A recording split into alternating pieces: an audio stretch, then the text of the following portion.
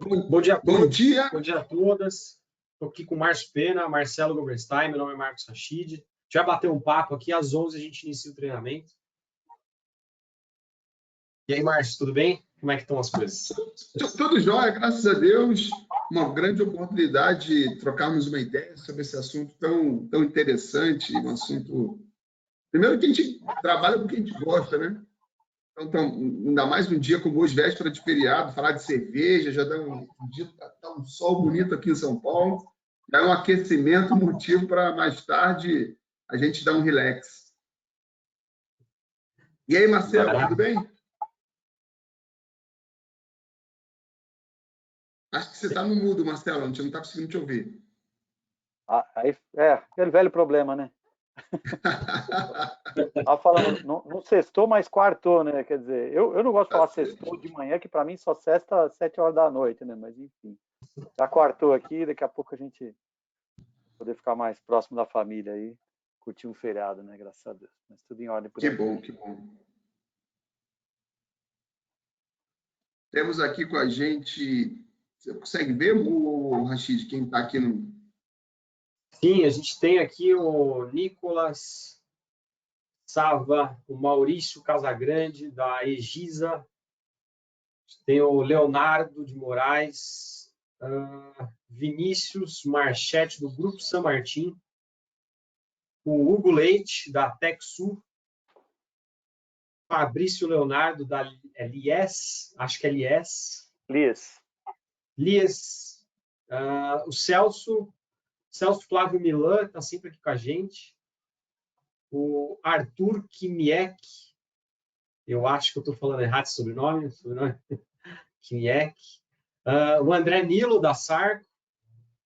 E o Alexandro Vitorino, o pessoal que está com a gente. Muitas pessoas conhecidas. O Marquete é um Marquete que eu estou pensando de longo tempo? Não sei se ele consegue falar aqui. Acho que ele consegue escrever só. Eu acho que ele consegue escrever. A gente tem um campo aqui, pessoal, de perguntas e o chat também. Acredito que vocês consigam escrever para a gente. Aqui, o Celso Milan escreveu que ele é do Senai de São Paulo. Legal. O Alex é um grande conhecido nosso. O André Nilo. Se é o Marquete que eu estou pensando, eu conheci ele em 95, na Ambev Nova Rio. Não sei se ele não estava fazendo a fábrica ainda. Começa a demonstrar um pouco da nossa idade também, isso já, né?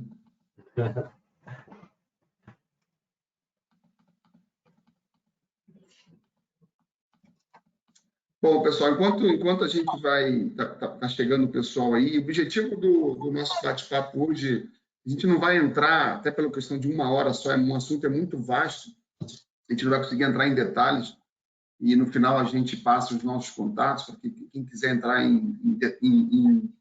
em algo mais, mas a ideia é termos uma visão geral, desde a parte do processo de cerveja e o impacto do vapor em cada desses principais equipamentos e quais são as nossas boas práticas que nós temos aplicado durante esse tempo todo, não só no Brasil, mas nas nossas experiências no mundo todo com esse processo tão dependente do vapor, seja ele ligado à produtividade, qualidade, eficiência energética. Então, o vapor tem um impacto muito grande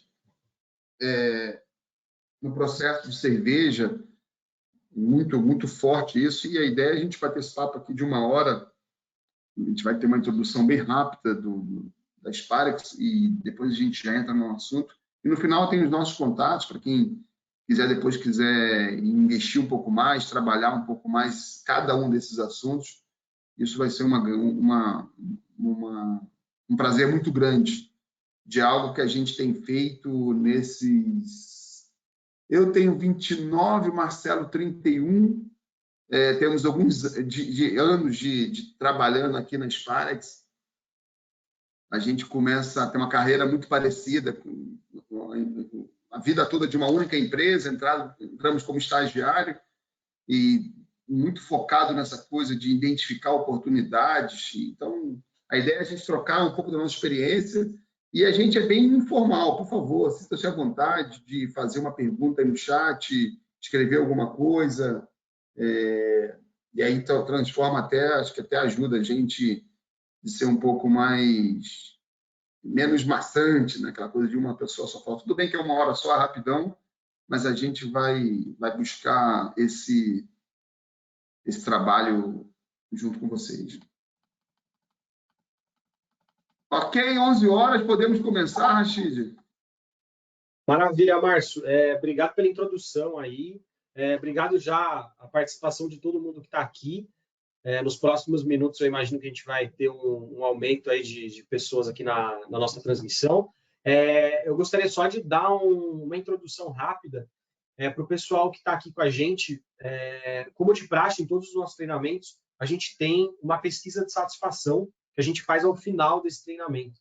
Eu vou pedir para que todo mundo aí, se possível, responda para a gente.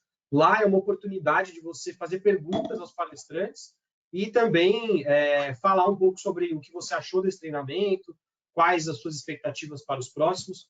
São perguntas objetivas, rápidas, e é basicamente isso, tá, pessoal? Márcio, Marcelo, fiquem à vontade, espero que a gente tenha um treinamento aí bem bacana, que o pessoal faça bastante pergunta e vamos interagir bastante e aproveitar essa oportunidade aqui. Então é isso, pessoal. Obrigado aí a todos. Ótimo, muito bom. Eu vou fechar a câmera aqui para facilitar até a qualidade da transmissão, mas eu estou por aqui, estou falando. Beleza. Já estão com quase 30 pessoas já, mas o pessoal está entrando aqui. Ótimo, ótimo. Então, como eu falei, comecei como estagiário na Sparks, hoje eu estou à frente da área de negócios da companhia. Junto comigo aqui hoje está o Marcelo Goberstein, que é o gerente de contas e estratégias, também que entrou como estagiário, também já estamos há 3 décadas. E é importante que para você ter o certificado, você precisa assistir até o final. No final, automaticamente, a gente manda um certificado para vocês. Vai ser um grande prazer compartilhar isso com tudo. Então, como funciona? Terá um webinar de 1 hora, falaremos durante 50 minutos, depois deixaremos no finalzinho os 10 minutos para que a gente possa esclarecer alguma dúvida, alguma coisa. Seu microfone ficar no mudo.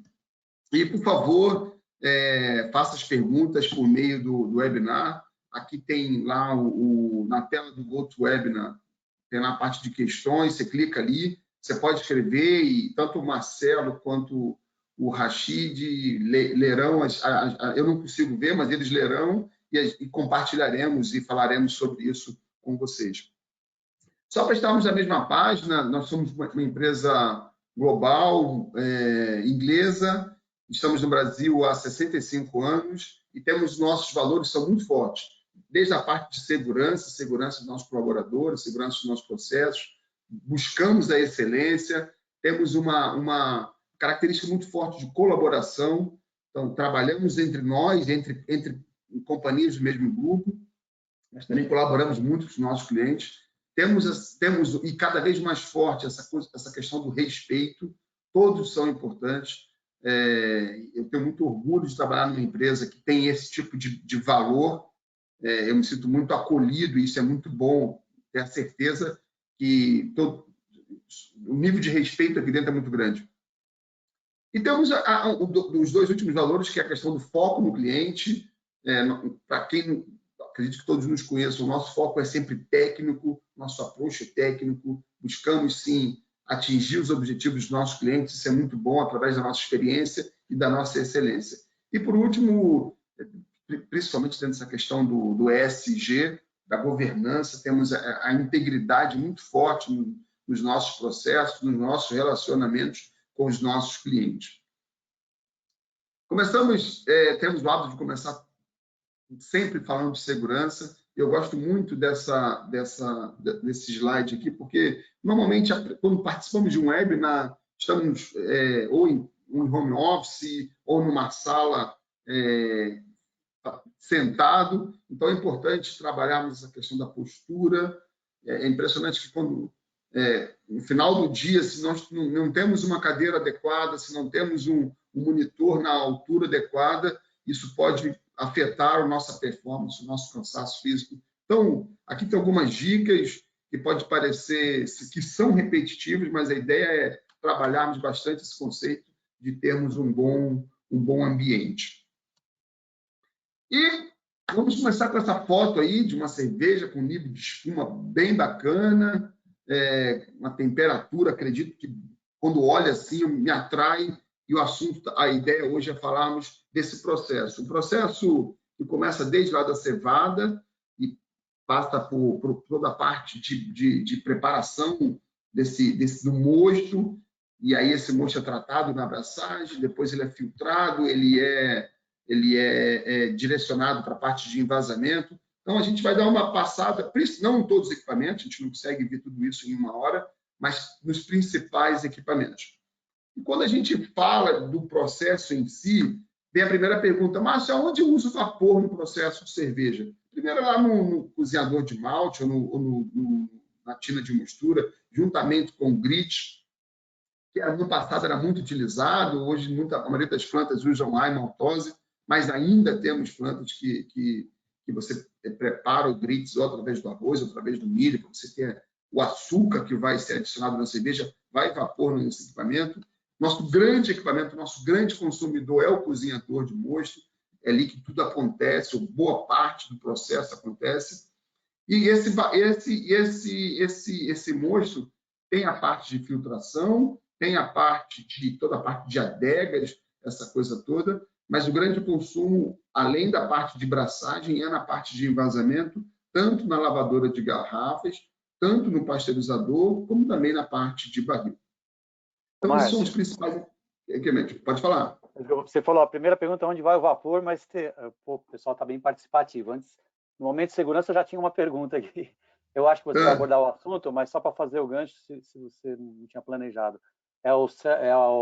O Hugo Leite da TechSul, eles são comercializadores de trocadores de calor à placa e também fazem projetos para eficiência energética.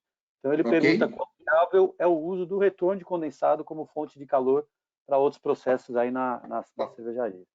Falaremos bastante, não só do retorno de condensado, mas do vapor flash que nós extraímos desse retorno de condensado. Tá bom? E começamos a ideia a gente poderíamos ficar falando de várias oportunidades, mas a ideia é ser, em uma hora só, sermos o mais objetivos possíveis. Então, vamos falar de problemas e quais são as boas práticas para resolver problema. Normalmente, quando a gente tem lá tina de mostura ou macerado, temos um problema de acúmulo de condensado entre um fabrico e rampa. Por quê? Porque você aquece, processa, você normalmente atinge a temperatura até 76 graus, quando você faz a transfega desse mosto para o cozinhador de mosto. Entre um fabrico e outro, você tende a ficar com condensado parado dentro do equipamento.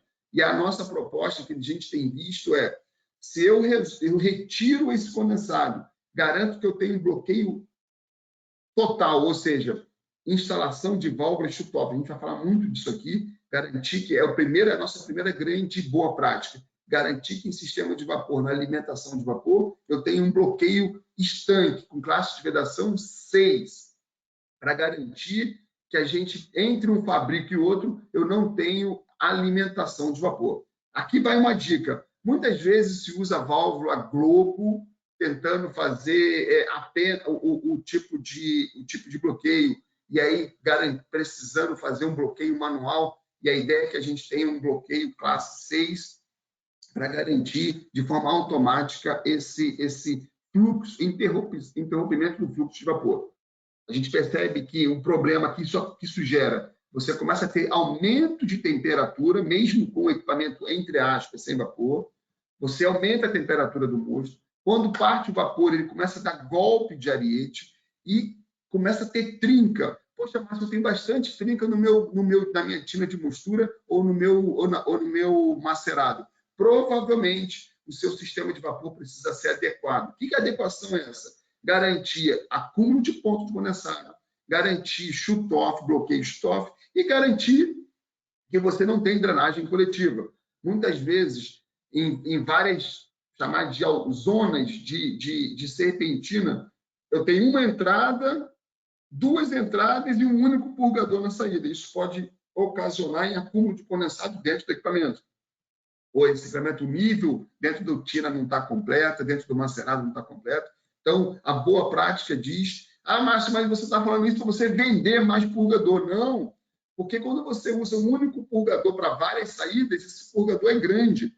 Aqui o que a gente recomenda é botar purgadores menores, mas um para cada saída. A gente tem aplicado isso já há alguns anos e todos os projetos que a gente fez conseguimos aumentar em muito a vida útil física e estrutural do equipamento. Temos um ganho de processo, porque a temperatura dentro da tina ela para de crescer, mas temos também um ganho físico. A incidência de golpe de ariete, de trincas na parede da tina e do macerado, isso resolve bastante. Então, uma grande boa prática é garantir que esse condensado seja retirado lá de dentro. Nosso grande equipamento, cozinhador de mosto, nós temos alguns problemas também. Um problema de pressão elevada.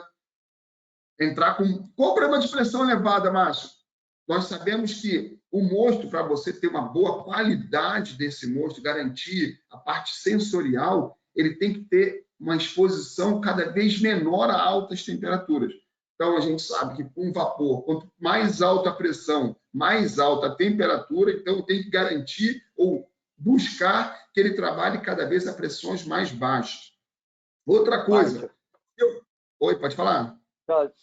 Não, só aproveitar o gancho, já que você está falando nisso, tem na questão da exposição do mosto, eu lembrei também naqueles trabalhos que a gente fez na tina que você mostrou anteriormente, o fato do condensado não ficar ali nos momentos que você não quer aquecer, também tivemos alguns resultados bastante positivos, que a cervejaria ficou muito satisfeita, que antes era notório, o condensado ficava dentro nos momentos em que fechava-se o vapor e ainda transmitia calor, e aí isso deixou de ocorrer. Então, também foi menos exposição do mosto, né? Só lembrei desse detalhe que quis comentar. Muito legal, Marcelo, porque muitas vezes nós falamos em exposição de mosto só no cozinhador. Só que o mosto também ele fica exposto ao quente na tina ou no macerado. E é legal o seu comentário, porque o que nós temos percebido, quanto menor a pressão de vapor e quanto menor o tempo de exposição do mosto ao quente, a qualidade, a parte sensorial, o frescor, o freshness, ele é bastante melhorado quando eu reduzo esse tempo ou reduzo essa temperatura. Então, nós temos 4 grandes problemas no cozinhador. Tem precisão... Por que eu tenho pressão alta, Márcio? Ou eu tenho uma ineficiência na troca térmica dentro do meu cozinhador, no meu satélite. Muitas vezes o satélite tem vários tubos lá que estão furados e a gente sabe que ao tempo ele vai tamponando, então a minha área de troca diminui. Para eu garantir a transferência de calor, tem que subir a pressão, é um problema. Ou eu tenho um problema na minha extração do meu condensado. Na saída do condensado, o purgador tem que retornar isso para uma certa altura, então ele precisa ter uma temperatura, uma pressão mínima para funcionar.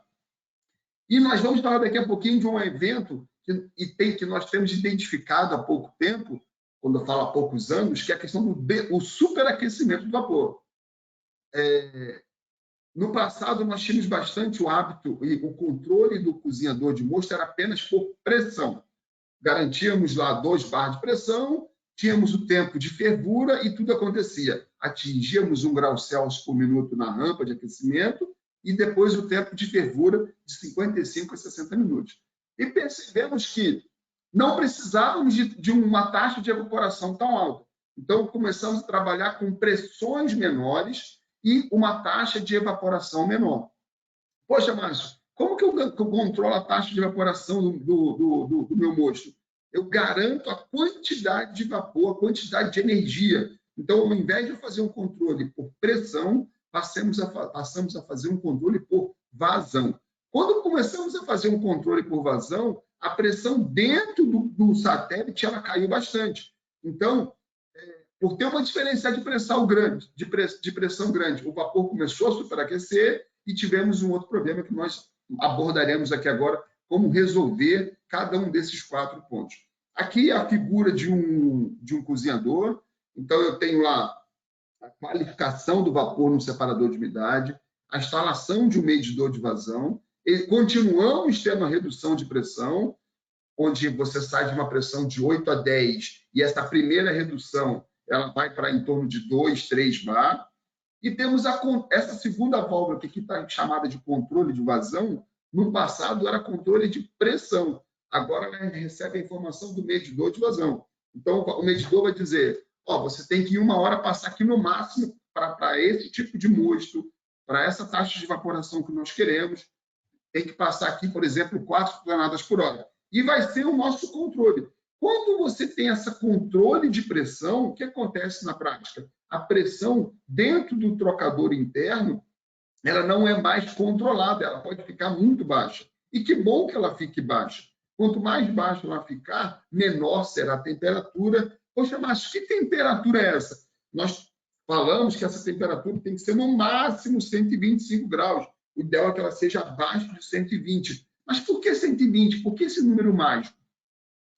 Se o mosto está a 99, 100 graus, e a boa prática diz que para ter uma boa troca de calor, um bom fluxo de calor, precisamos ter um delta T de 20 graus Celsius. Então, se o mosto está a 100, eu preciso ter em torno de 20 graus Celsius para garantir uma boa troca térmica, o meu vapor ele deveria estar no máximo a 120.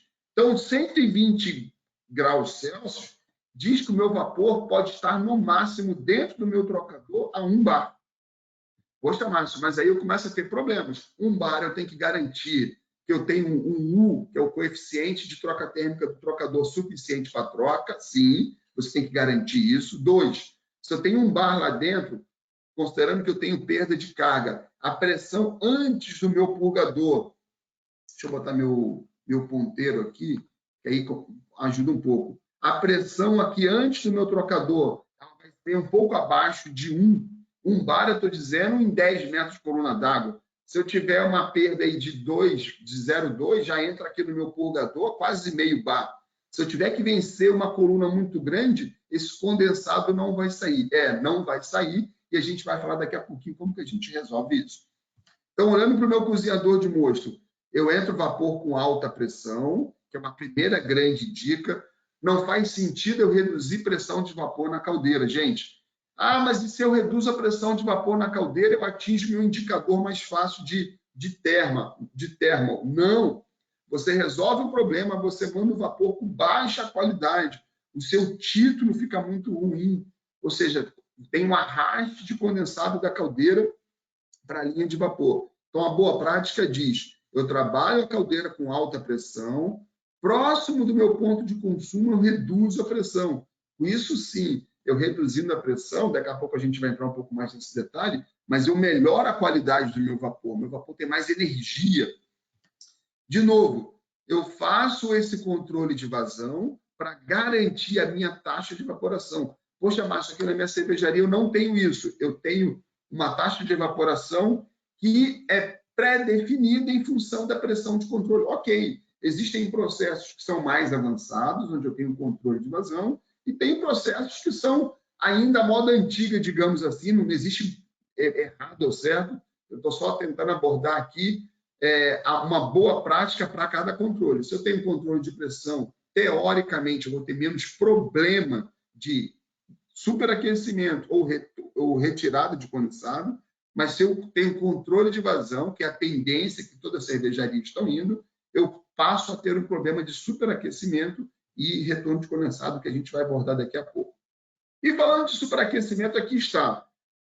Quando eu faço uma redução, só lembrando como funciona, isso aqui é um diagrama de vapor, que é o diagrama de Moulier. Para cada pressão, eu saio aqui do ponto zero, eu atinjo uma determinada temperatura, nesse caso aqui onde está o meu cursor, a 10 bar, a água começa a mudar de fase do estado líquido para a fase vapor a 183 graus,2 graus Celsius. Então, esse vapor a 10 bar, ele vai mudando de fase até que chega o momento que ele sai de líquido saturado para vapor saturado seco. Quando eu faço a redução de pressão, pelo fato da curva ser uma curva inclinada, esse vapor ele não continua sendo saturado, ele passa a ser superaquecido. Poxa, Márcio, ok, você está falando isso, me dê um número prático. O que nós temos percebido, na entrada de cozinhador de mosto, o vapor que deveria estar a 120 graus, no máximo a 125, nós temos identificado o vapor a 142 graus, 147 graus. E aí, Márcio, o que eu faço? Eu tenho que baixar essa temperatura. Eu não posso entrar com vapor a alta temperatura em contato com o meu mosto. O que eu faço na prática? Pode parecer loucura, gente, mas eu injeto água dentro do vapor. Na verdade, é um condensado que eu injeto, ele é controlado, essa quantidade de condensado, para eu garantir que aconteça apenas a queda de temperatura. Então, eu vou sair de um vapor superaquecido, vamos imaginar o vapor a 1 bar. A pressão antes da minha redutora é 10, passa para a minha primeira redução de pressão para 4 ou 3, depois eu passo pela minha válvula de controle de vazão, que pelo fato dela controlar, ela vai promover uma queda de pressão. E essa pressão cai para 1 bar. 1 bar o vapor deveria estar a 120. Na prática, mas quando eu meço lá, ele está a 140 graus.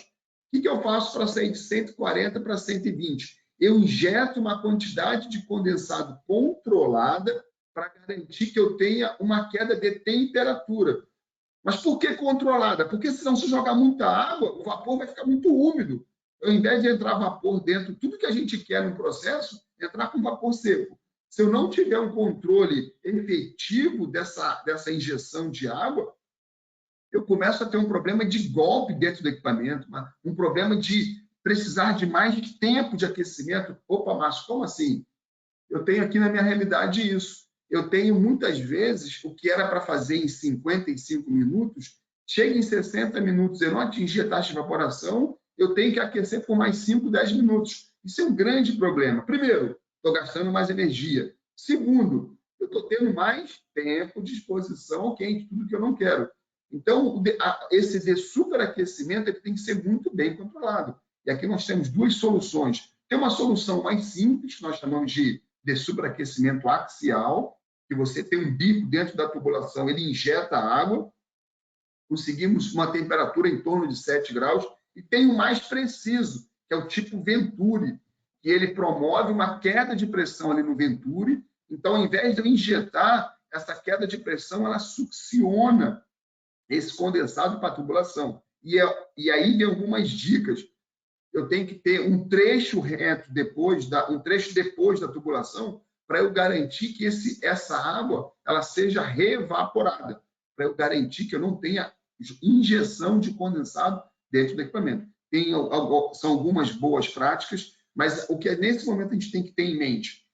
Quando eu faço controle por vazão, eu tenho uma queda de pressão muito brusca, e isso pode, na maioria das vezes, superaquecer o meu vapor, e para eu resolver isso, eu injeto água ou condensado quente dentro da minha linha de vapor, de forma controlada por um equipamento chamado de superaquecedor. Então, partimos para o terceiro problema que temos no cozinhador de mosto. Quando eu injeto esse vapor em baixa pressão, ele tem uma característica. Vem o vapor, passa para a minha válvula redutora, minha válvula shutoff, meu válvula de controle, entra com vapor dentro do meu satélite, da minha calandra. Cada equipamento, cada lugar, as pessoas chamam de uma forma. Como antes eu tinha controle por pressão, eu sempre garantia pressão positiva dentro do meu equipamento, eu conseguia tirar o meu condensado e jogar ele para o meu tanque de retorno de condensado. Como agora eu não tenho mais essa pressão lá dentro, poxa, Márcio, não está claro. Por que eu não tenho essa pressão lá dentro? Porque agora o controle é por vazão. Então, eu tenho uma quantidade específica de vapor que eu injeto dentro do meu cozinhador para, por uma questão de balanço de massa, eu garantir a minha taxa de evaporação.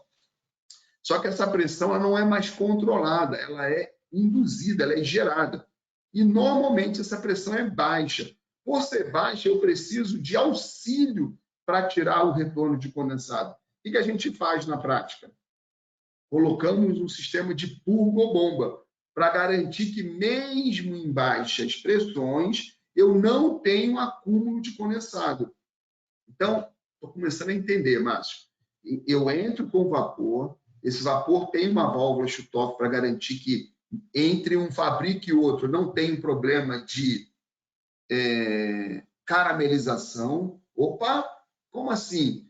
Quando eu não tenho shutoff, mesmo entre um fabrico e outro, mesmo sendo... Ah, mas a minha válvula é novinha. Sim, mas pensa que sua válvula é uma válvula Globo, com classe de vedação 4, essa válvula permite uma pequena passagem. E como estamos falando aqui de válvula de 6, 8 e até 10 polegadas, essa pequena quantidade de vapor que passa, que mesmo assim a válvula nova permite, ele garante um pequeno aquecimento. Pensa que a parede do meu cozinhador ele fica quente. Quando eu entro com o mosto frio, eu começo a caramelizar esse mosto. Então, eu tenho um problema de cor, porque esse mosto ele não era para... É igual açúcar que você coloca na panela da sua casa. Se esse açúcar estiver em contato com alta temperatura, açúcar muda de cor. Então, você começa a ter um problema de mudança de coloração do seu mosto. Temos um segundo problema. A parede do meu cozinhador ela começa a ter uma necessidade de eu ter que fazer SIP. O que antes eu fazia com 10 SIP, eu tenho que fazer com 4, 6 SIP. Então, se você tem um problema de ter que fazer SIP no seu cozinhador, com poucos fabricos, provavelmente você está tendo um problema de caramelização ou de acúmulo de mosto queimado na parede do seu cozinhador. E ainda mais, se à medida que você vai fazer no seu fabrico, você tem que aumentar a pressão para garantir a taxa de evaporação, isso indica que você está tendo um problema de caramelização. Como eu resolvo isso? Com válvula Schutoff, uma válvula que garante que entre um fabrico e outro, a parte interna do meu cozinhador ela estará fria. Tem a válvula redutora de pressão, que vai fazer essa primeira redução, e tem a válvula de controle, que recebe sinal do meu medidor de vazão. Esse vapor ele entra dentro do meu cozinhador, ou do meu satélite, ou da minha calandra, em alguns casos até na parede também do cozinhador recebe vapor, e ele é drenado. Só que como a pressão interna é muito baixa, eu preciso de um auxílio para garantir que o meu purgador funcione, mesmo com pressões baixas antes dele, para eu garantir que eu não tenha acúmulo de condensado. E é muito comum. Como é que as pessoas resolvem? Ou eu aumento a pressão dentro do cozinhador, aumentando a pressão, eu gero problema de qualidade do meu mosto. Ou, muitas vezes, até abrindo essa válvula de dreno para o ralo. Ah, Márcio, chega uma hora que se eu não abrir a válvula de dreno, o meu sistema não aquece. Eu fico lá, o meu vapor está lá dentro, a minha taxa de evaporação ao final dos 60 minutos é muito baixa. E eu percebo que está tudo alagado. Isso é porque você não tem pressão diferencial. Ah, mas é só aumentar o tamanho do purgador. Se você não tiver pressão diferencial positiva, não adianta você mudar o tamanho do purgador. E nós temos feito essas adequações em várias plantas e o resultado tem sido muito bom. Então, no cozinhador de mosto, eu tenho que reduzir a pressão, controlar por meio de medição de vazão, de superaquecer o vapor e garantir a drenagem mesmo em baixa vazão. Então, falamos da tina de mostura, falamos do cozinhador de mosto. Na lavadora de garrafas, nós temos um problema muito interessante. Só lembrando a lavadora de garrafas, o pessoal da San Martín está aí, pode dar aula e da Lias também. Mas nós temos basicamente uma solução com soda em torno de 2%, vai variar de qual tanque que nós estamos falando, e nós temos a limpeza da garrafa, ela é dada por 3 princípios. O princípio mecânico, o princípio químico, que é a concentração de soda, e o princípio térmico, que é o vapor. Na prática, o que as plantas fazem? Se uma máquina, uma lavadora de 60 mil, cada vez mais eles querem levar essa lavadora para 72 mil. Então, eu tenho que extrair ao máximo a minha capacidade mecânica. Concentração de soda, quando a máquina é novinha, quando ela é bem manutenida, você tem na bomba de controle automático de soda. Na prática, o operador, quando ele assume o turno, ele sobe a concentração e, à medida que vai acontecendo, o que acontece na prática?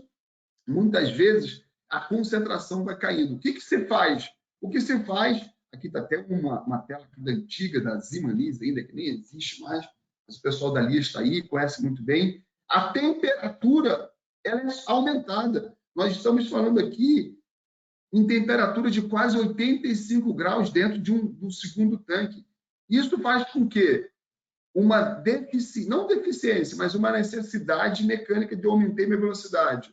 Eu tenho um outro problema que é a concentração de soda, que muitas vezes não chega perto dos 7 pontos dos 2% ou 1,9%. Como é que eu compenso isso? Eu aumento a temperatura. Então, a boa prática é garantir que essa temperatura aqui não seja elevada.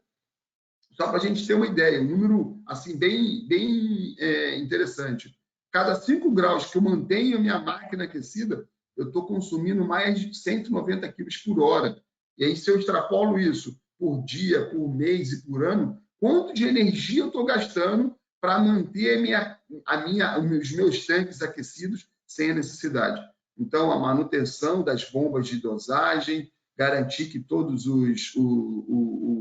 os equipamentos das lavadoras estejam funcionando, é uma ótima prática, e o controle de temperatura, que muitas vezes é deixado em segundo plano. O operador, na melhor das boas vontades, ele sobe essa temperatura para garantir uma efetividade na saída da limpeza da garrafa na saída da máquina. É uma grande oportunidade. Temos o PZ, que temos também uma oportunidade gigante de controlar a temperatura desse PZ. Daqui a pouquinho a gente vai pegar o exemplo da primeira pergunta lá, como garantir ou aproveitar a energia desse condensado que sai da máquina. Nós temos uma boa prática, que é pré-aquecer a água que vai entrar no trocador do PZ com o próprio flash desse PZ. Temos o CIP, e aqui temos alguns exemplos de CIP que nós aplicamos a temperatura para garantir a limpeza do meu sistema, e resumimos aqui em algumas boas práticas. Então, falamos da tina de mostura, falamos do cozinhador de mosto, falamos da lavadora de garrafas, falamos do pasteurizador e falamos do CIP, que são os 5 maiores consumidores. Falta o 6º aqui, que é o aquecimento de água, de vapor de uma cervejaria. E aqui vem a questão...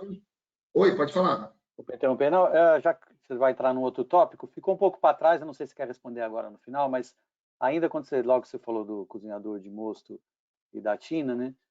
Tem uma pergunta aqui do Martim Alvarez.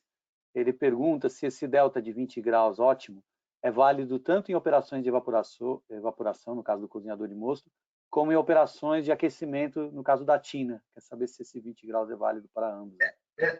Ótima pergunta, Marcelo, porque normalmente nós aplicamos esses 20 graus no cozinhador de mosto. Ainda não chegamos, a gente acredita, Martim, que a próxima etapa será adequarmos também a pressão de vapor na tina.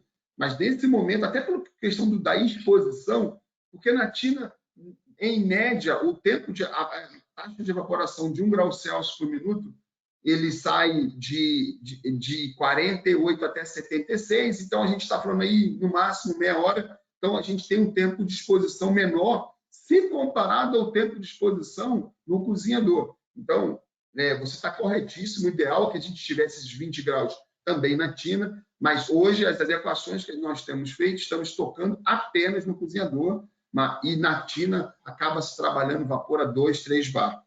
Posso fazer mais um comentário, Márcio? Por favor, Marcelo. Não, eu lembrei que eu visitei uma cervejaria, acho que também depende, muitas ainda estão longe, né? Cada uma está em nível diferente, mas teve uma cervejaria em especial que eu visitei, que já tinha o cozinhador adequado, mas eles começaram a fazer medição, identificaram que estava havendo o superaquecimento do vapor na tina. Então, eles já estavam em estudo para colocar desse superaquecedor na tina. Então, só complementando sua resposta, acho que essa tendência, né? Começa pelo cozinhador, onde a exposição é maior, mas já tem cervejaria pensando nisso, né? Porque às vezes o pessoal tem a impressão que o superaquecido, eu tenho mais temperatura, né? Mas só para dar um exemplo, o comportamento é igual de um gás, né? A capacidade dele fornecer calor, se pegar em termos, só para dar um valor numérico, ele tem 50 watts para metro quadrado, grau Celsius, o coeficiente global dele, e o saturado 1.200, né? Então, assim, ele é muito pouco eficiente e ocupa espaço, ocupa área de troca e queima a cerveja, como você bem falou. Mas eu queria fazer esse comentário que tem cervejaria já falando em Desuper na tina. Isso é muito legal, Marcelo, que você falou. Quando a gente começa a fazer as adequações, o objetivo principal é melhorar a qualidade sensorial do mosto. Então, a gente faz o dessuperaquecimento. Primeiro, identifica que tem superaquecimento. Como é que eu faço para identificar, Márcio? É colocar sensor de pressão e temperatura na entrada do cozinhador. Se você olha lá, você tem a tabela de vapor saturado. um bar, se estiver acima de 120, o vapor está entrando superaquecido. E quando a gente começou a fazer essas adequações, a gente chegou à conclusão que, além de controlarmos a questão da qualidade, nós também tivemos uma economia de vapor. Opa! Por que economia? Porque isso que o Marcelo falou. O vapor saturado, ele tem o coeficiente de troca térmica é muito maior do que o coeficiente de vapor superaquecido. A gente está falando de sair de 50 para 1000. Então, teoricamente, quando eu uso vapor saturado, eu consumo menos vapor. Isso se explica porque muitas vezes o cervejeiro faz o cálculo, para eu ter uma taxa de evaporação, o volume de apronte de 900 hectolitros, eu vou precisar aqui de uma taxa de evaporação de 3%, eu preciso de, vamos lá, chutar um número aqui, tá? 5.000 kg por hora.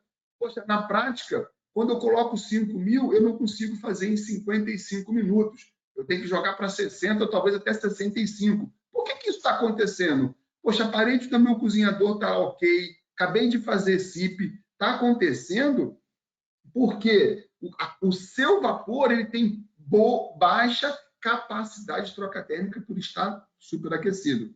Quando a gente satura esse vapor, na prática, o que nós estamos vendo é que está tendo uma economia de vapor acima de 6%. Gente, é muita economia de vapor e viabiliza bastante esse projeto, porque eu garanto que o meu vapor ele entra saturado, consumindo menos vapor. E é legal quando a gente começa a ver que plantas muito antigas, esses dias eu visitei uma fábrica de 60 anos, uma fábrica fora do Brasil, que eles já fazem de superaquecimento e a gente aqui no Brasil, por estarmos trabalhando apenas com controle de pressão, nós não tínhamos isso. Então, isso é uma realidade muito grande. Obrigado, Marcelo, pelo seu comentário, por lembrar que a taxa de troca térmica do vapor superaquecido ele é muito inferior ao vapor saturado. Ok? Então, primeiro, boa prática, garantir o bloqueio estanque do vapor. Eu tenho que, primeiro, a questão de segurança, porque meu equipamento não vai ficar aquecido. Isso serve para o cozinhador, isso serve para a SIP. Poxa, Márcio, SIP, sim, porque o cozinhador de monstro, mal ou bem, a cada 2 horas está entrando vapor. E o SIP, que fica lá um dia sem receber vapor, sem processar, ou algumas 8, 10, 12 horas. Se eu não tenho esse bloqueio estanque, ele pode manter aquecido. E é legal esse comentário, porque está falando aí, pessoal, de trocador de calor. Você tem o trocador de calor que ele fica pressurizado, mas essa pressão não é suficiente para tirar o condensado. Quando abre o vapor, o que acontece? Golpe de ariete. E aí é muito comum você chegar numa sala de SIP e ver lá no chão, onde deveria ter um azulejo limpinho, o piso está laranja. Se você entra numa fábrica e vê o piso laranja, significa que o operador está fazendo o quê? Ele está abrindo a válvula de bypass para ou não dar golpe de ariete ou garantir que você está trocando calor.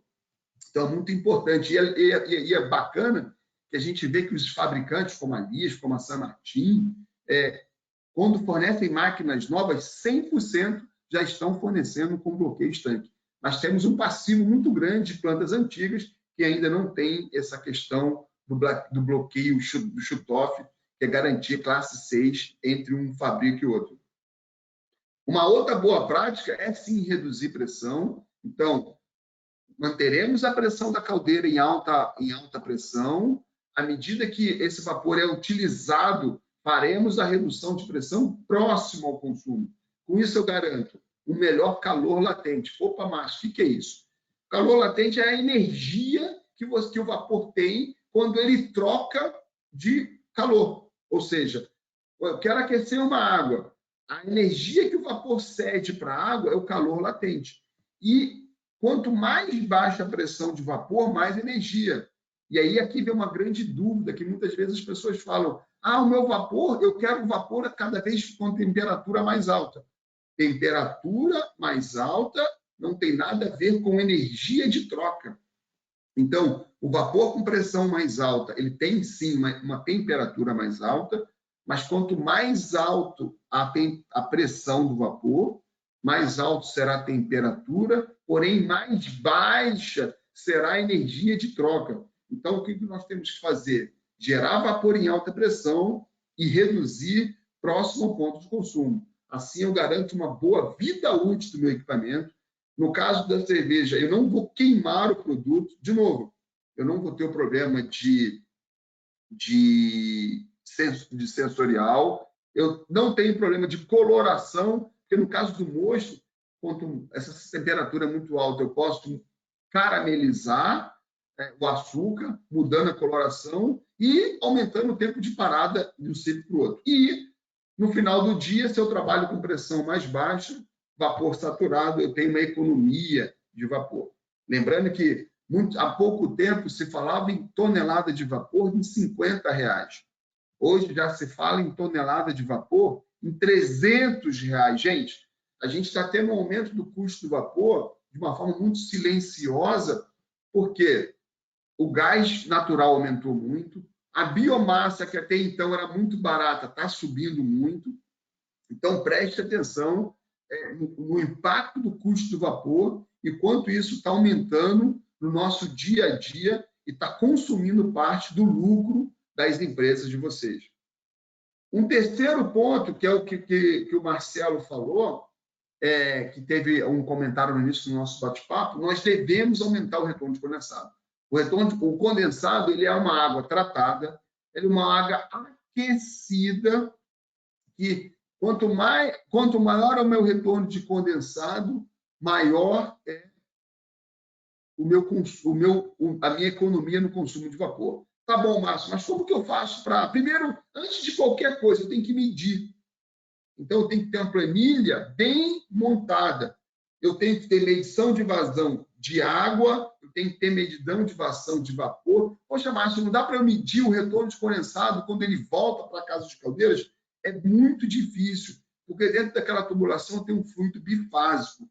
Então, normalmente, o que nós fazemos é fazer o cálculo do retorno de condensado pela quantidade de água que entra. Então, se eu saio 10, eu estou repondo 2, significa que meu retorno de condensado é de 80%. Márcio, que número é esse? O número ideal. Se falava muito em 70%, mudamos para 80%, e hoje, retorno de condensado de 90% está sendo atingido em muitas empresas. Mas qual é o impacto? Tem uma conta muito simples. Para cada 6 graus que eu aumento na minha água de alimentação da caldeira, eu economizo 1%. Então, se hoje eu tenho lá uma planta que eu estou entrando com 60 graus na minha caldeira, pense que eu venho o retorno de condensado, se mistura com a água de reposição e a temperatura da água que entra na caldeira é 60 graus. Poxa, Márcio, eu fiz aqui um monte de iniciativa, botei contrato, botei manutenção efetiva, botei condensador de vapor. O que é isso? Todo flash que estava sendo jogado para a atmosfera, eu estou condensando, eu estou aplicando pulgobomba para eu garantir que, mesmo em baixa pressão, eu consigo retornar meu condensado. E agora, o meu condensado chega a uma temperatura tão alta no meu tanque de condensado, eu tenho uma alimentação de água de make-up tão baixa que minha água está entrando a 90 graus na caldeira.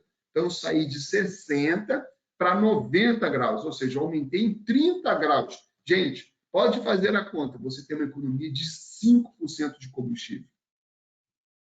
A maioria dos clientes, ou boa parte dos clientes, quando a gente fala em conta de combustível, nós estamos falando em conta de R$1 milhão por mês.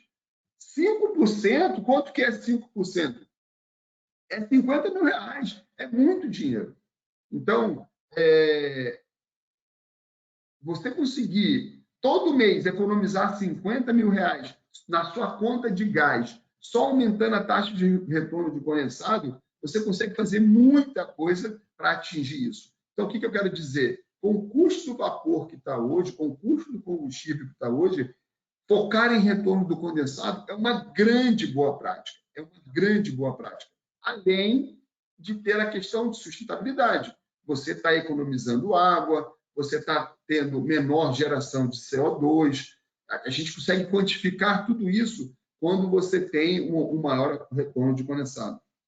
Uma quarta grande boa prática é recuperar o vapor flash. O que é vapor flash, Márcio? é a energia que ainda tem dentro do condensado quando você sai de uma pressão mais alta para uma pressão mais baixa.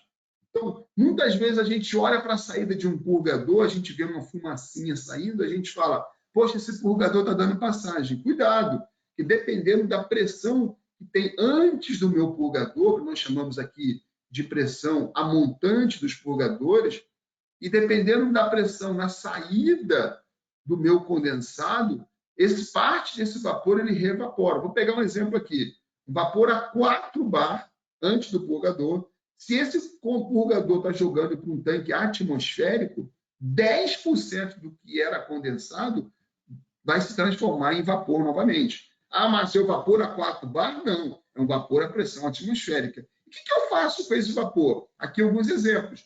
Nós podemos pré-aquecer a água cervejeira. Então, eu uso esse vapor flash, a minha água é de 85 graus, eu posso pré-aquecer essa água com a quantidade de vapor flash que é gerado lá na abraçagem. Por quê? O cozinhador de mosto tem uma grande quantidade de vapor. Poxa, flash, mas Márcio, você falou aqui no seu gráfico que vai ver quanto menor a pressão antes dos purgadores, menor a quantidade de vapor flash. Poxa, que bom, é exatamente isso. Mas como a quantidade é muito grande, se eu falo em 2%, 3% de flash, mesmo assim, a quantidade de energia que tem nesse condensado, eu tenho que reaproveitar. Então, eu posso reaproveitar para pré-aquecer a água de cervejeira. Uma aplicação fantástica. Lá no meu pasteurizador, a pressão não é tão baixa. Se a pressão não é tão baixa, estou falando aqui em 4 bar, tudo que entra de vapor no meu PZ, se eu sair de 4 para a atmosfera, 10% disso é vapor flash. Normalmente, o que as pessoas fazem? Coloca a saída desse coletor de condensado para baixo da máquina. Ninguém vê aquela fumaça saindo.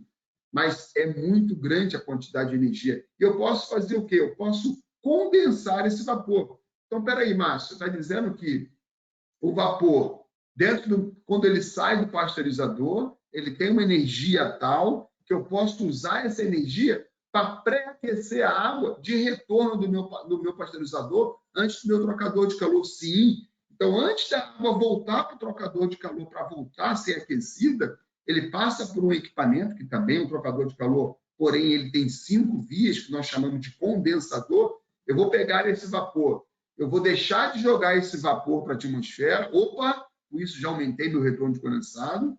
E eu tenho um grande ganho. Eu pré-aqueço essa água de retorno do meu PZ. Então, eu tenho economia de vapor e tenho também economia de água. E aí é uma solução bem interessante. Recapitulando, que a gente tem agora abrir aqui um espaço para perguntas, fazendo um resumo. Oi, Marcelo.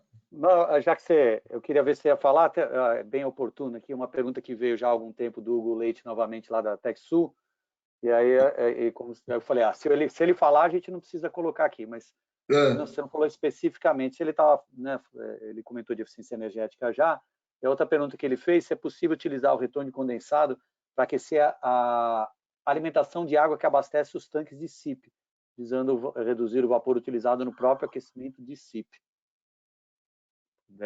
Ele fala usar o condensado dentro do SIP ou pré-aquecer o SIP?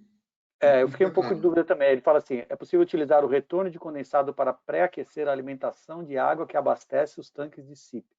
Sim, exatamente essa aplicação aqui. Ó. Então, pensa que eu tenho o que é o lance do SIP? O SIP, diferente da abraçagem, ele não é uso constante. Então, falando de forma bem direta e objetiva, normalmente você fazer um payback de sistema de SIP, ele normalmente não se paga. Por quê? A geração de vapor no SIP, ela é pouco frequente. Se eu comparo, por exemplo, com a água do vapor do cozinhador de mosto, que é constante, do meu pasteurizador é constante, da tina é constante, até mesmo da central de água quente é constante. Então, normalmente, Márcio, mas eu posso pegar esse vapor flash que está tendo lá do cozinhador de mosto, da abraçagem, para pré-aquecer o SIP? Sim, posso pré-aquecer. Só que, na prática, faz muito mais sentido eu pegar esse flash e usar em um consumidor constante, como é, por exemplo, aquecedor de água cervejeira. A não ser que eu esteja tendo sobra de vapor flash, e aí eu posso utilizá-lo para pré-aquecer o CIP, sim. Mas, normalmente, esse flash que tem na cervejaria, ou eu, na abraçagem, eu utilizo para pré-aquecer água cervejeira, ou lá no envasamento, eu utilizo para pré-aquecer água de PZ, que são consumidores constantes e não esporádicos, como é o CIP. Eu não sei se ficou claro, mas sempre, eficiência energética. Se o CIP está sendo jogado para a atmosfera, óbvio, vamos aproveitá-lo para pré-aquecer o CIP, que sim estaremos fazendo eficiência energética. Ok, Marcelo? Acho que está respondido, Márcio. Obrigado. Qualquer coisa, se não ficou claro, coloca no chat. Ótimo. Ao longo do que a gente viu aqui hoje. Primeiro, o que fazer? Gerar vapor em alta pressão e consumir em baixa. Gente, se vocês quiserem, depois nós temos vídeos de caldeiras que trabalham em baixa pressão. É nítido o arraste de condensado para a linha de vapor. Então, não cometam essa pseudo-vantagem de reduzir. Ah, Márcio, mas eu tenho uma caldeira que está sobrando vapor. Ou seja, uma caldeira de 30 toneladas hora e meu consumo é de 5 toneladas hora. Opa, aí é diferente. Mas, na prática, o que nós temos visto é exatamente o contrário. Caldeiras que estão bem próximo do limite e aí as pessoas fazem uma redução de pressão pensando que vai economizar vapor. Você vai economizar combustível para gerar vapor, mas, na prática, você vai fazer o quê? Você vai consumir mais vapor, então essa conta não fecha. Utilizar bloqueio shutoff, gente. Isso aqui garante muito. É o conceito da bola furada. Quando você põe bloqueio shutoff, o seu sistema de vapor ele fica estável. Você não tem variação de pressão. A sua caldeira trabalha com mais folga. É um investimento muito interessante que você garante que mesmo entre processos parados ou não, você vai ter uma estabilidade de pressão. Terceira grande dica, aumentar a taxa de retorno de condensado. Água, condensado, água tratada, água aquecida. Ele tem o payback financeiro e tem também a questão da sustentabilidade de você aumentar, reduzir o consumo de água para gerar vapor. Utilizar vapor flash para pré-aquecimento, seja para pré-aquecimento de água cervejeira, seja para pré-aquecimento de água de PZ e até mesmo, se estiver sobrando, para pré-aquecimento de CIP. O vapor flash tem uma energia muito grande que qualquer projeto de vapor flash, ele se paga em menos de 2 anos, exatamente pelo custo do vapor e pela quantidade de energia residual no meu condensado. Instalar drenagem ativa na tina. O que é isso, Márcio? Lembra? Eu tenho que garantir que mesmo com baixas pressões, ou até mesmo entre um fabrico e outro, eu consigo retirar o condensado de dentro do equipamento. Para quê? Para quando eu for partir a tina, não ter golpe de ariete, para não trincar, não ter problema de vazamento nas soldas, e até mesmo garantir que eu não tenho, o que o Marcelo falou, aumento de temperatura dentro da tina. Então, eu não submeto o mosto a aumento de temperatura, garantindo que entre um fabrico e outro, eu retiro todo o condensado. No nosso cozinhador de mosto, são 3 grandes dicas. Primeiro, reduzir pressão. Quanto mais baixa a pressão, melhor a qualidade, menor a temperatura e melhor a qualidade sensorial do meu mosto. Eu preciso dessuperaquecer o vapor para garantir que eu tenha um vapor de baixa temperatura e um vapor de alta capacidade de troca térmica. E, por último, garantir uma drenagem auxiliar, porque quando eu tenho uma pressão mais baixa, esse condensado ele não consegue sair apenas pela pressão diferencial. Então, eu garanto a pressão, garanto a temperatura e garanto que esse condensado não vai ficar dentro do meu consumo. E, por último, controle de temperatura dentro das lavadoras. É importante. Lavadoras de garrafa nem sempre, ou poucas vezes, têm recebido a atenção dos times das cervejarias. coloque atenção na temperatura para você garantir que você não vai ter um aumento efetivo dessa temperatura lá dentro. Então, essas aqui são 1, 2, 3, 4, 5, 6, 7 boas práticas que nós queremos apresentar hoje. Temos agora aqui 5 minutinhos para perguntas e depois temos mais 2 slides que o Rashid vai fazer, mas eu queria, antes de passar a palavra para o Rashid, abrir aqui para perguntas e dúvidas, ou comentários, ou ideias, ou até mesmo alguma outra boa prática que a gente não citou aqui. Ok, Marcelo? Tem 2 perguntas aqui, Márcio. Uma do Fortunato Sasaki, se é possível medir a qualidade de vapor e como se faz. E acabou sendo relacionada a pergunta aqui, novamente do Martim Alvarez. Martim, obrigado. Se vocês recomendam a instalação de um separador de líquido na linha de dessuperaquecimento após a válvula de injeção, como segurança para evitar a entrada de líquido saturado no trocador. Vou começar pela segunda pergunta. O separador de líquido, o separador de umidade, ele tem que ser colocado antes. Qual é o problema? Se você garantir, e muitas vezes as pessoas falam, poxa, eu coloco o separador após o dessuper para garantir que não tem água. A forma que você vai garantir que não tem água lá dentro é com o controle efetivo da temperatura desse vapor. Tem uma recomendação de você ter um trecho mínimo para que esse vapor, esse condensado, essa água, ela seja reevaporada e assim você consegue medir efetivamente que o vapor que está entrando dentro do seu equipamento ele está saturado, seco. E tem um link com a pergunta um comentário do Fortunato, que é medir o título. Gente, uma das maiores desafios que se tem no sistema de vapor é medir o título. Por quê? O que você mede? Existe sim um equipamento, o nome dele é titulômetro, onde você retira esse vapor, condensa esse vapor, separa o vapor do condensado, coloca em balanças de precisão e você mede quanto de água e quanto de vapor tem na mistura água mais vapor. Porém, todo esse esforço ele vai resultar de um determinado ponto. O vapor fluindo 10 metros a mais, você não garante mais o título desse vapor. Então, existem equipamentos, a Spirax tem esse equipamento, que é um titulômetro, porém tem que entender bem o que você quer fazer com essa informação do título.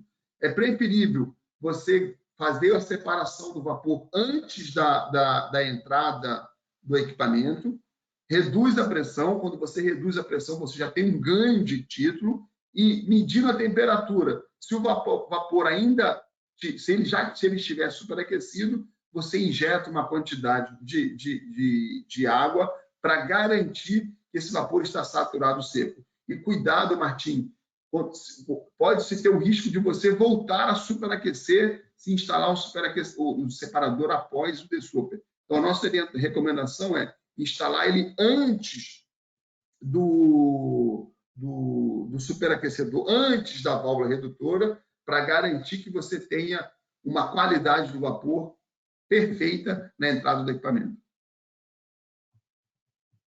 Mais alguma, Marcelo? Acho que era isso aí, Márcio. Obrigado.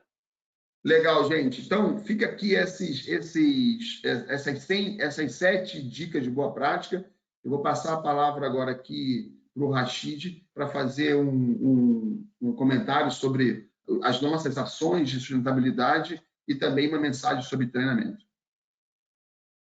Márcio, obrigado pela apresentação. Agradeço você, agradeço o Marcelo também, que fez essa ponte aí com as perguntas. Pessoal, gostaria de dar 2 recadinhos, falar um pouco primeiro sobre como hoje a Spirax Sarco é uma empresa focada em sustentabilidade. Então, as soluções da Spirax Sarco, ela tem a capacidade de trabalhar em 3 frentes, né, as quais elas estão descritas aqui na tela, que é economia de carbono, economia de energia e economia de água. Então, esses são alguns dos nossos resultados em 2020. A gente conseguiu aí economizar mais de 18 milhões de toneladas de emissão de CO2, economizar 250 milhões de gigajoules de economia de energia e 96 milhões de metros cúbicos de economia de água. Então, esses são alguns dos resultados que a gente conseguiu em 2020 e a gente tem trabalhado focado nessas 3 frentes e a gente, ao longo do tempo, aí vai trazer mais resultados para vocês com base nas soluções que a gente tem desenvolvido. Eu gostaria de usar esse gancho para apresentar para vocês os nossos treinamentos presenciais. Então, a gente tem treinamentos presenciais focados em sustentabilidade, não só em sustentabilidade, mas em soluções relacionadas a projetos de sistemas de vapor, válvulas de segurança, focado em alguns segmentos, como o segmento farmacêutico. Então, pessoal, deem uma olhada, eu mandei para vocês aqui no bate-papo um link com o nosso site focado em treinamentos. É um site que vocês podem se inscrever, vocês podem olhar lá todo o nosso cardápio aí de treinamentos. Na semana que vem, ainda dá tempo de se inscrever, mas na semana que vem a gente tem 2 treinamentos. O treinamento de válvula de segurança nova NR13, que vai acontecer no nosso centro de treinamentos em Cotia, e o treinamento de projeto sustentável de sistemas de vapor, que também vai acontecer em Cotia. Além desses treinamentos, a gente vai ter treinamento em Fortaleza, ainda esse mês, e no mês que vem a gente vai ter treinamento em Recife e treinamento em Porto Alegre, tá? Então, é uma lista aí legal, em várias regiões do país, que vocês podem estar se inscrevendo, participando. Caso vocês tenham contato com algum especialista da Sparax-Sarco, avaliem com ele a possibilidade de algum desconto no treinamento, alguma condição especial, a gente também consegue para vocês. E a gente vai ter também na semana que vem, eu vou estar aqui com o Davidson, nosso especialista técnico, e o Rômulo, que é nosso engenheiro de vendas, para estar falando sobre heat recovery. Então, é um tema aí bem interessante, eles vão estar trazendo para a gente no dia 18 de outubro. Vai ser um webinário e eu peço que vocês se inscrevam no nosso site, no LinkedIn, através dos nossos e-mail marketings também. Pessoal, é isso, essa é a mensagem. Gostaria novamente de agradecer a todos, Márcio Pena, Marcelo Goberstein, e eu espero que vocês tenham um bom feriado, um bom final de semana, e estamos aí, contato aí do Márcio, do Marcelo, agradecer aí mais uma vez a vocês. Obrigado, Rachid, obrigado, pessoal, tenham um ótimo feriado e qualquer coisa que precisem, mais informações, algumas dicas, manda mensagem para a gente tem muito prazer em poder conversar com vocês sobre esse assunto tão interessante. Até logo, fiquem com Deus. Valeu, pessoal.